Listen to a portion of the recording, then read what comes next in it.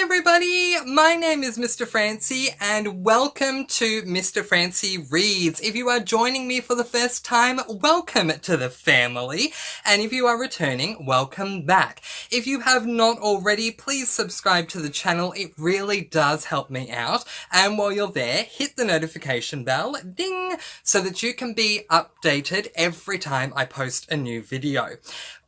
This channel has grown so much in the past 2 months, and I just want to take a very quick moment to say thank you to each and every one of you that have subscribed to this channel within the last 2 months. Not only has it given the channel a massive boost, but it has given me one as well. So thank you very, very much. Alright, today we are going to be doing my January monthly wrap because it is the 1st of February today. So there we go. Can you believe we are already through the first month this year? I certainly can't.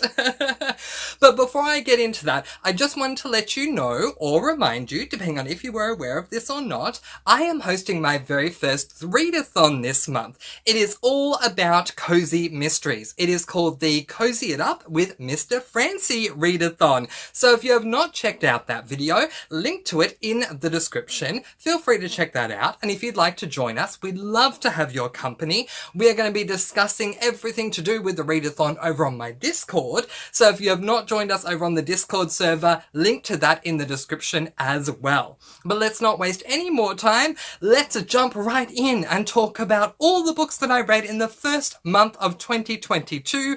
This is my January monthly wrap. Let's put the stats up on the screen as I usually do in 3, 2, 1, go. So, for the month of January, I read a total of 7 books comprising of 4 cozy mysteries, 1 memoir, 1 thriller, and 1 classic.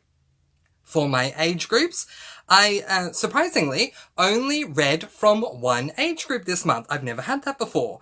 0 YA, 0 middle grade, all 7 books were adult. To my lengths, I read 2 3/4 tomes, 2 half tomes, and 3 novellas.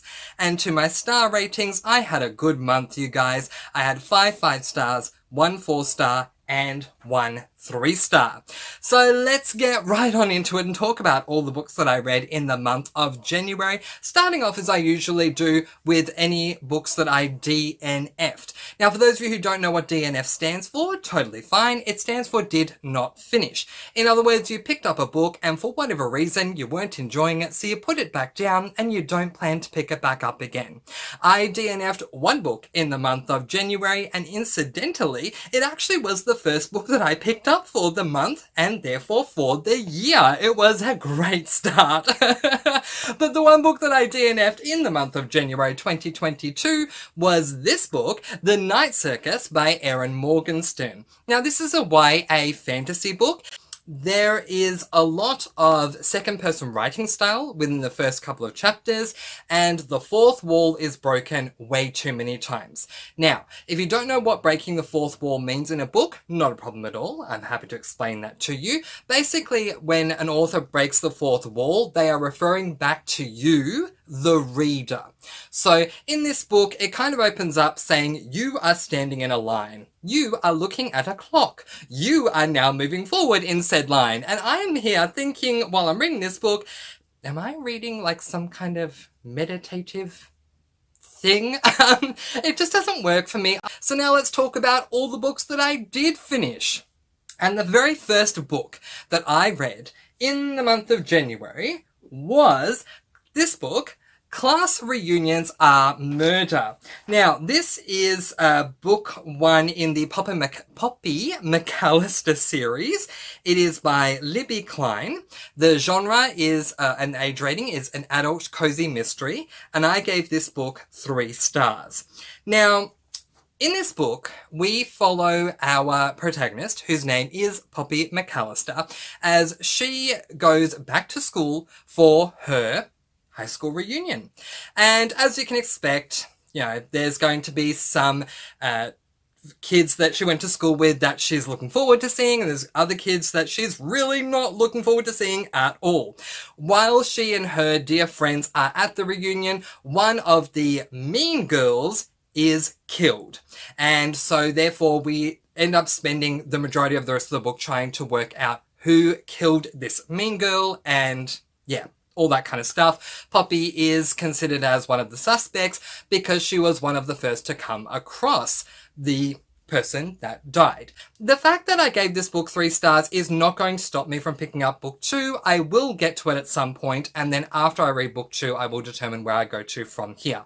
But for me, it was a 3-star read. So the next book that I read was this book, Becoming by Michelle Obama. This is an adult memoir that details highlights of Michelle Obama's life from the moment she was born through to, including, and post the time where her husband became the President of the United States and she became the First Lady. Now, during President Obama's reign, I grew to love this woman. I just think she's absolutely amazing. So when I found out that she had written a memoir, it just got me really, really excited. If anything, after reading this book, I love her even more. Now, I have come to understand that opinion on whether or not to pick up this book is divided, and I feel that that comes back to American readers mainly, because, you know, maybe there's some fears about political things coming up in the book or whatnot, and I completely understand that. If an Australian member of Parliament released a memoir, I'm sure many of them have, but if they have, there's no way I'm going to be reading that. That would be way too close to home for me. So I totally understand that. But for me, because I don't live in America, I was distanced enough from what was going on to read the book, and I really, really, really enjoyed it. There were some great pearls of wisdom that Michelle was brought up with from her parents and her grandparents that I took on board,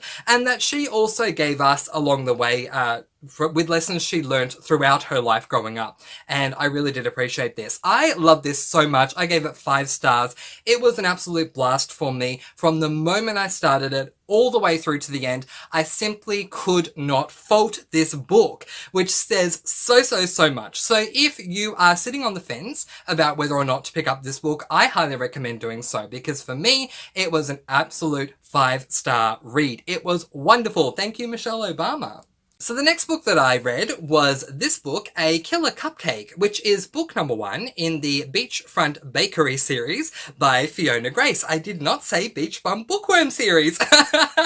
Yay! That is a victory for me, because I've been saying that in my reading vlogs. Anyway, I had so much love for this book. This is an adult cozy mystery as well, and I just want to confirm, I ended up giving this book 5 stars. It was fantastic. Now, I wasn't necessarily a fan of the murder mystery side of this book, but I loved everything else about it. So in this book, we are following a woman by the name of Alison Sweet, who ends up purchasing her own storefront on the beach in, I believe, LA, where she is running her own patisserie. However, unfortunately for Alison, once she does open up the store, she finds that her store is not so successful. To commiserate, she ends up baking a batch of cupcakes because she wants to wallow in the misery of it, and the cupcakes are a comfort food for her.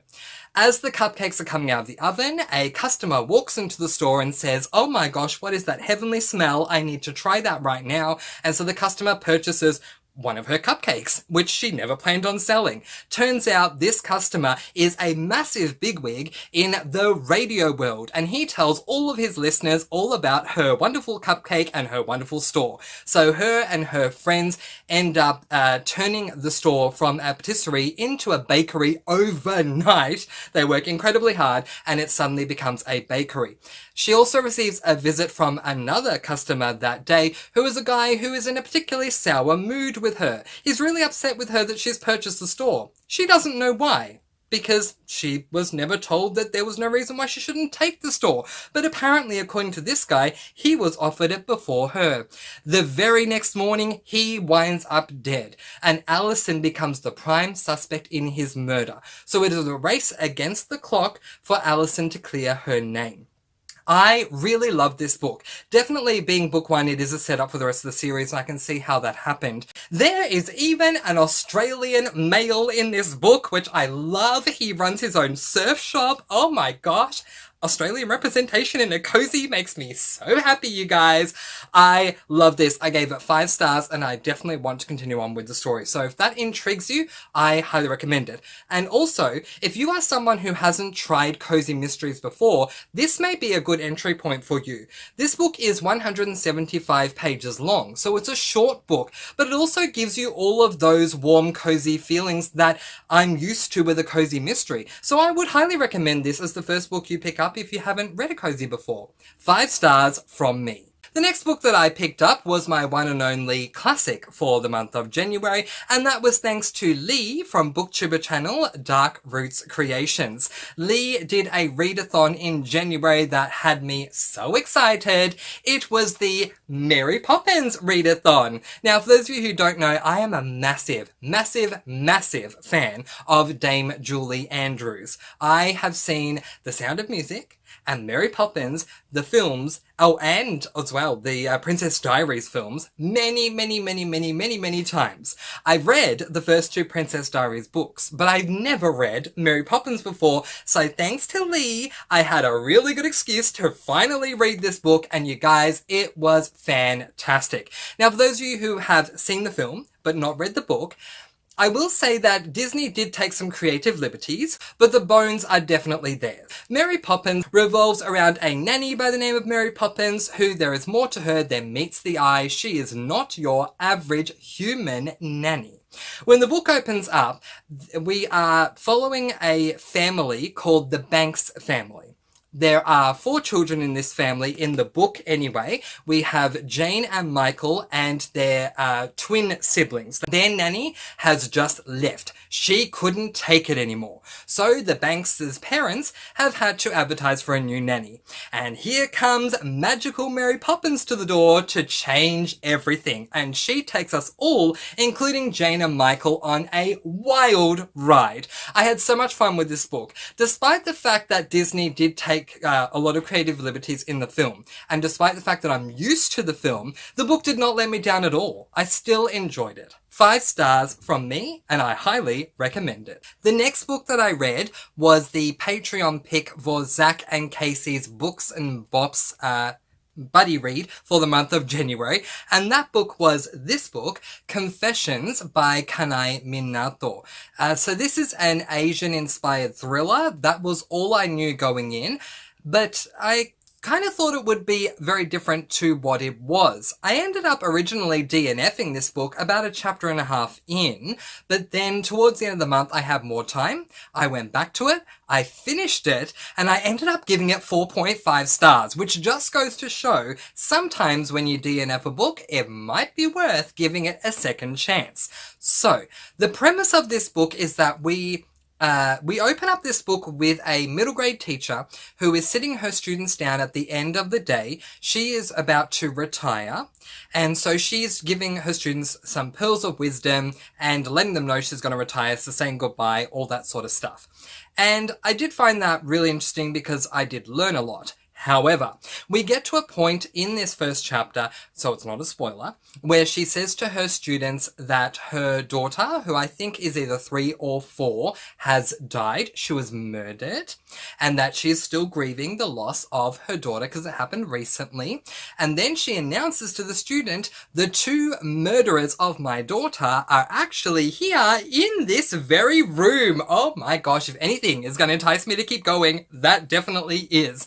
Now, this is basically a 400-page book that is divided into 6 chapters. That is the first chapter. The remaining 5 chapters are all done from the perspective of a different character that in some way, shape or form had something to do with the murder of the child. Chapter 2 I didn't like as much, which is why I originally DNF'd, and also why I end up taking off 0.5 stars. But chapters 3, 4, 5, and 6 just got better and better and better and better as the book went along. And you guys, it got so good that the final 2 paragraphs of the book blew my mind. I highly recommend this book. While this book was very different to what I thought it would be, it was still fantastic. This book is not that well known, so I'm really glad that it was picked for the Patreon buddy read for Zachary and Casey's Books and Bops buddy read for January, and I do highly recommend it. The next book that I picked up was a book that I have been eagerly anticipating for a number of months now, and that book is this book, Assaulted Caramel by Amanda Flower. This is another adult cozy mystery. It is book 1 in the Amish Candy Shop series. You guys, I had heard of this series thanks to the lovely ladies at Killing Time with Cozies, and I love culinary books and I love cozies. So the idea of reading a cozy mystery that revolves around something to do with candy, which you can probably ascertain from the title Assaulted Caramel, had me so excited, and the closer I got to the day, the more I thought, I really just hope this book doesn't let me down. I hope it's at least a 3-star. Oh my gosh, I walked away giving it an overwhelming 5 stars. It was so good, you guys. All right, so with this book, we are following a woman by the name of Bailey King, who is a chocolatier in New York City. She ends up going back to her grandparents' home. They live in Amish country because her grandfather is deathly ill.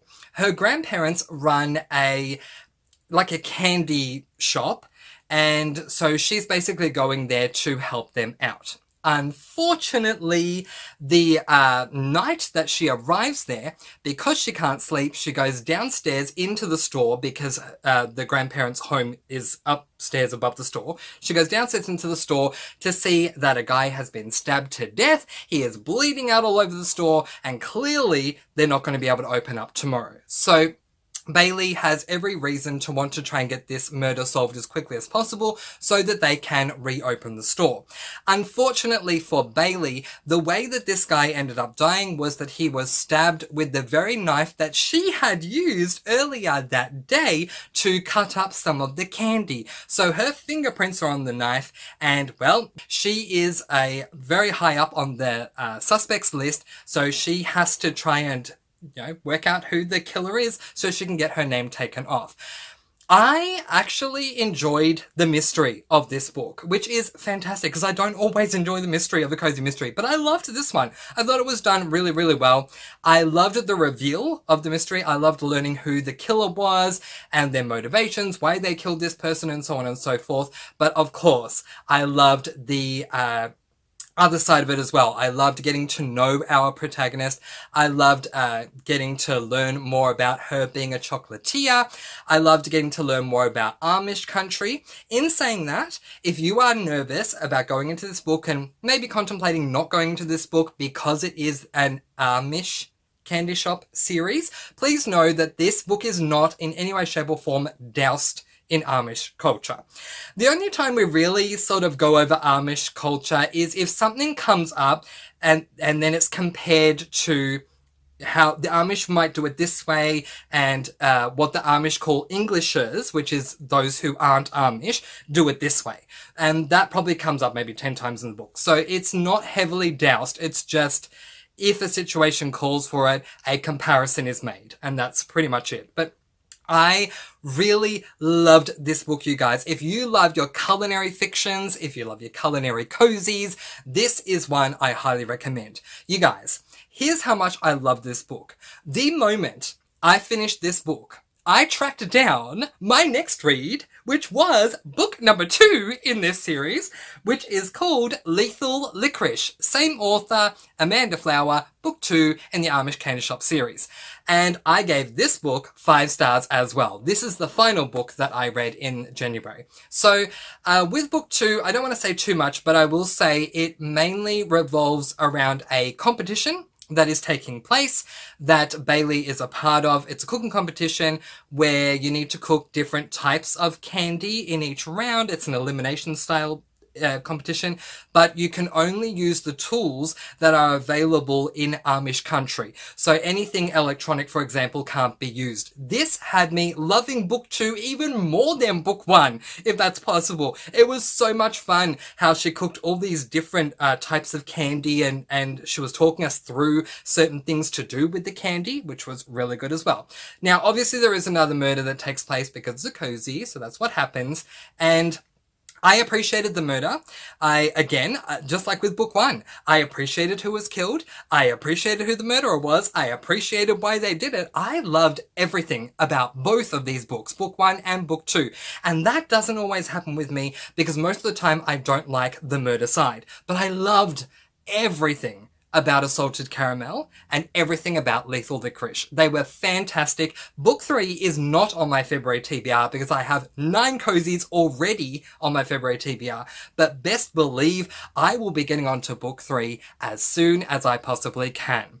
But that is it. Those are the 7 books that I read for the month of January, and I had an amazing time. So let's play our favorite game that we like to call These are some of the books that I read in the month of January, which was an amazing reading month for me. What a great start to the year. How was your first month of 2022 reading wise? Let me know in the comment section below. Now, just to give you a little bit of an update for how things are going to go for the rest of the week, I am finally planning on doing a proper reading vlog. Now, that's the plan. We'll see how we go, where I check in with you guys once a day, once every second day, and stitch them together. We will see. Fingers crossed, because so far that hasn't happened yet this year, but I will do my very best. But if there are any other types of videos that you'd like to see on this channel, please do feel free to let me know.